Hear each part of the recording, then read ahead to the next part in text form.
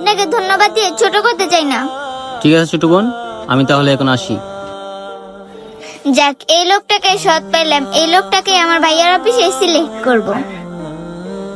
আসসালামু আলাইকুম স্যার। ওয়ালাইকুম আসসালাম। স্যার আপনি বাইরে? আমি তো ইন্টারভিউর জন্য অফিসে যাচ্ছিলাম। ও আচ্ছা, আপনি ইন্টারভিউর জন্য আসছেন?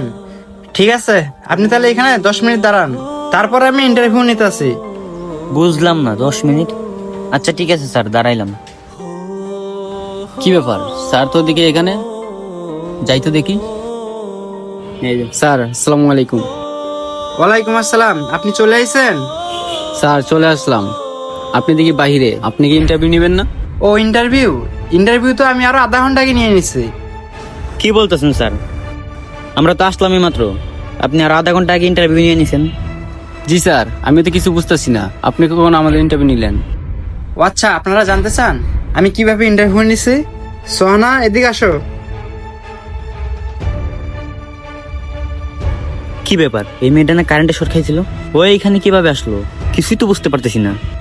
আচ্ছা, এই মেয়েটাকে তো একটু আগে আমি কারেন্ট থেকে বাঁচিয়ে আসলাম, ও কি স্যারের কিছু হয় নাকি? সোহানা, বলো তো তোমার এই পরীক্ষায় কে পাশ করছে? ভাইয়া, এই ভাইয়াটা পাস করছে আর এই ভাইয়াটা ফেল করছে। বুঝতে পারছো তাহলে আমি কিভাবে পরীক্ষা নিছি?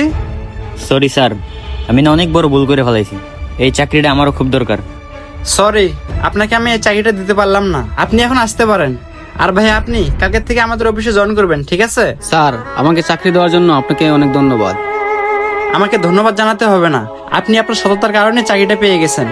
তাহলে আমরা এখন আসি, কালকের থেকে আপনি আমাদের অফিসে জয়েন করবেন। আর শোনেন, আপনাকে বলতেছি, আজকে যদি আপনি আপনার সততা ঠিক রাখতেন তাহলে আপনিও চাকরিটা পাইতেন, ঠিক আছে? সোনা চলো।